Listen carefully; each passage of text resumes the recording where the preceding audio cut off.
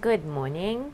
I'm only a couple of minutes earlier today, but let me tag everybody and we'll wait a little bit longer because I know it takes some time for Facebook Live to appear on everybody's feed. Oh.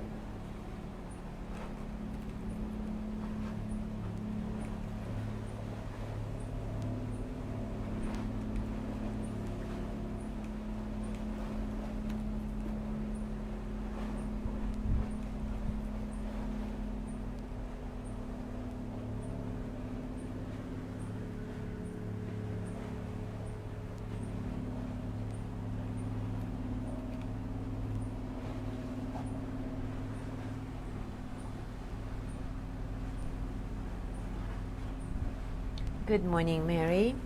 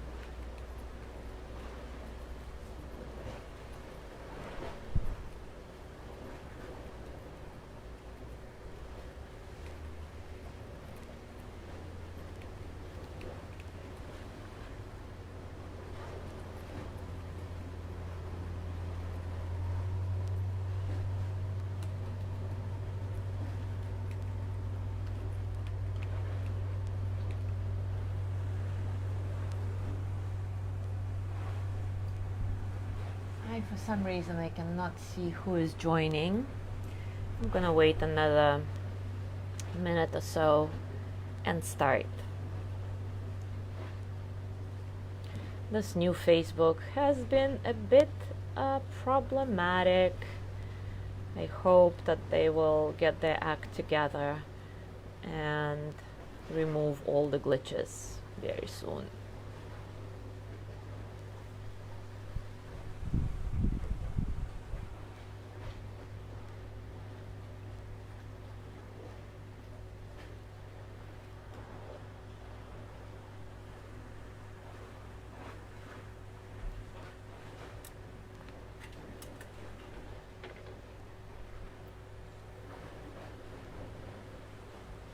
Anyways, let's start now.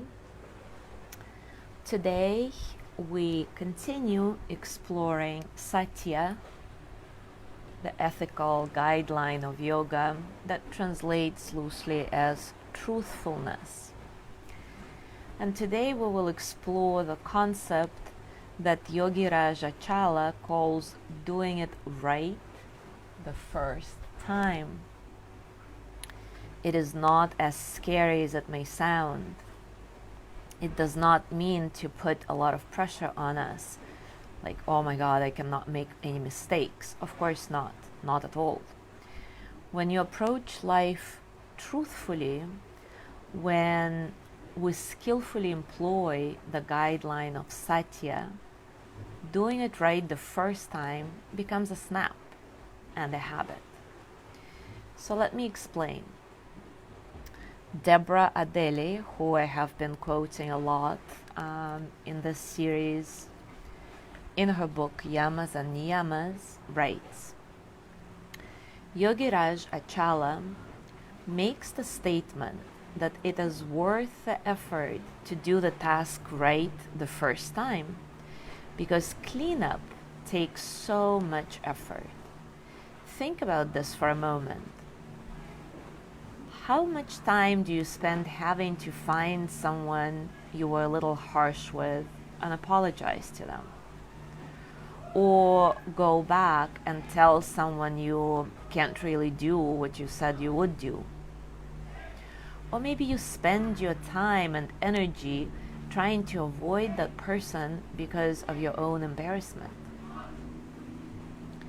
Can you imagine speaking and acting so skillfully that you never have to go back and apologize or make a new agreement with yourself or others? Or how much time you spent avoiding tasks you dislike, like facing your finances or worrying about your workout regimen. These are all the tasks of cheating truth that result in messes we eventually have to clean up. So can you imagine doing away with all of it?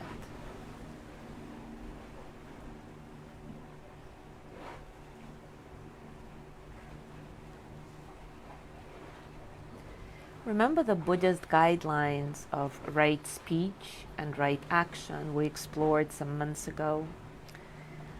This is very close to what Satya, truthfulness, asks of us. Deborah Adele continues, and what about those lies you tell yourself? I continuously find myself in trouble because I lie to myself about time. I make promises to myself and others that don't really allow for the reality of interruptions, rest, or play. And then I either have to backtrack on my promises or find myself out of balance, keeping up with the too many commitments I have made because of my dishonesty with myself. I also lie to myself when I set lofty goals that are more wishful thinking than anything the reality of my days can incorporate. And then, of course, I have to clean up the mess I have made with myself. Not only that, but I have become once again a person who cannot trust herself. Can you trust yourself? Can you risk telling yourself the truth? Can you keep promises and you make to yourself and to others? We must be willing to take the risk to tell ourselves the truth and grow ourselves into someone who can trust themselves. We will then be able to easily bear others' trust in us. Being truthful with ourselves makes us trustworthy and frees up all the time we normally spend in guilt, regret from our dishonesty.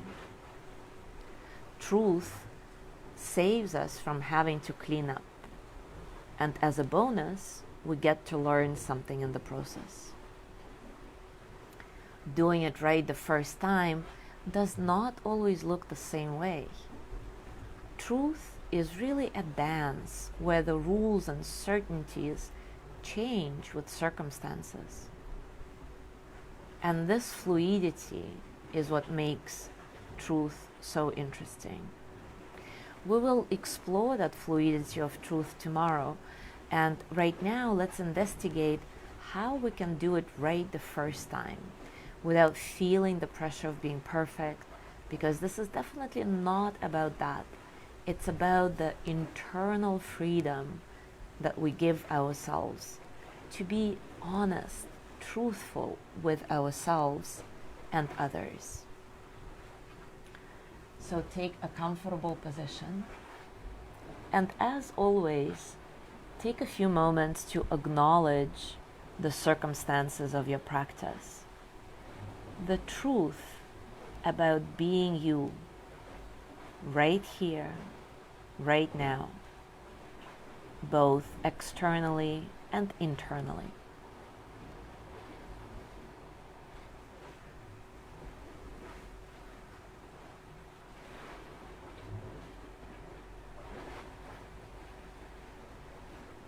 Inhabit this mindful pause that you are taking with all your senses.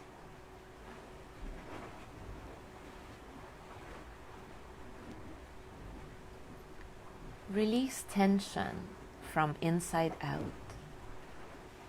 Soften. Allow your breath to be free, fluid.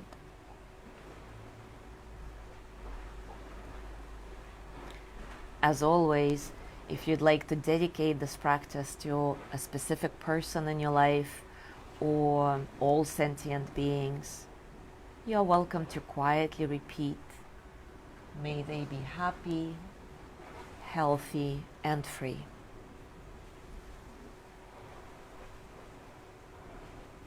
May they be filled with loving kindness.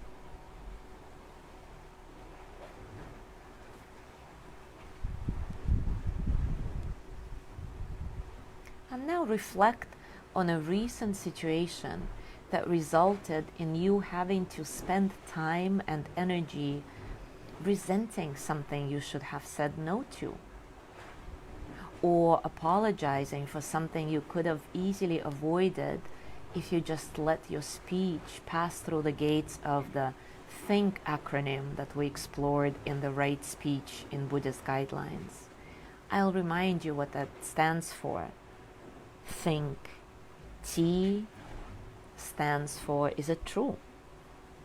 H, is it helpful? I, is it inspiring? N, is it necessary? K, is it kind? Now I'll give you a couple of minutes in silence to replay the situation in your mind, but in a skillful way. What would it look like if you did it right the first time? Would you have said no? Then do it now in your imagination. Would you have said something more kindly or not said that something at all without compromising your own truth? Whatever it is, see how that can be reframed in your imagination. Trust in this process of imagining the reframe of the situation. Your brain will integrate it, and you will free yourself of guilt and resentment and free up the time and energy that you are spending now mulling over the whole thing. So I'll be silent for a couple of minutes, allowing you the space to explore.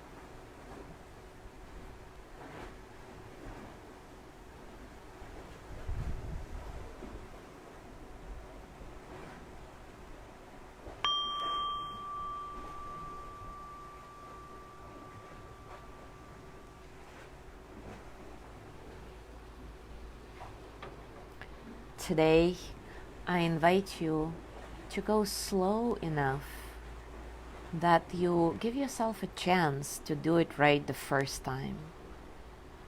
Make it a day where you don't have to backtrack to apologize or correct mistakes, and where you don't run from any hard tasks that present themselves.